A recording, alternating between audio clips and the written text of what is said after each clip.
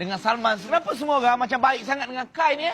Betul. Macam menatang dia macam minyak yang penuh. Itu punca dia mata saya sakit. Ni, apa nak tahu sebab apa? Tengok ni. Kai, Ya. boleh tak tolong Pak Kodi yang kat kotak susun kat belakang? Boleh, boleh. Boleh Pak Kodi. Untuk Pak Kodi, apa saja boleh. Nampak? Saya kan ada. Bagilah saya angkat kotak-kotak tu. Saya masih function lah Bang Tak, Gidi. masalah sekarang. Hang bukan tak function.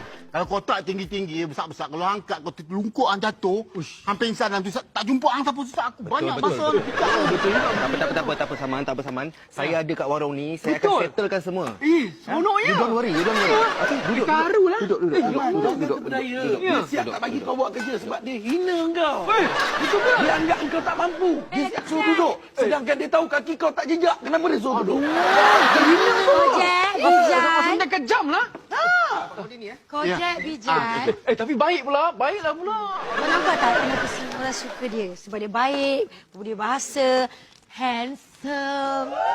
Kau suka dia. Hei, Lola. Kau ingat sikit Kau ni baru je dekat kampung ni tau. Aku tahu macam mana orang-orang yang masuk kampung ni. Kau suka kat dia ni sebab muka macam Remy Ishak Tak ada kena-mena aku suka dia sebab muka Remy Ishak. Aku punya type-type macam ni. Abang Ropi tu. Dia tu lawak, handsome, bam-bam, marvelous. Kenal ke Ropi tu? Ha? Kenal ke? Kenal ke Pak Kodi? Gila, tak minat dia. Minat gila. Kak. Kau dulu. Ha? Kelakar kau. Tapi Bijan, bila kau sound Lola baru, aku pun terasa tau. Sebab aku rasa aku pindah kampung ni sama dengan Lola. Tapi kau baik, kau mengaku ngam. Nampak kita sama-sama tak suka dia. Nampak tak ngam tak kita? Kita... Apa tu Pak Kodi? Ini resipi baru daripada Google. Orang cakap kalau masak depan-depan, baru orang berselera. Tapi terbalik lah Pak Kodi. Pak Kodi rasa masak depan-depan, orang rasa makin menyampah lah.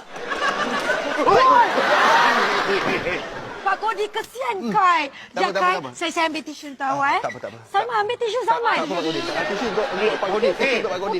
Aku geram betul lah. Boleh tak kalau jalan tu dada tak payah macam ni? Aku geram betul lah. Dia memang dah ada macam tu. Nampak?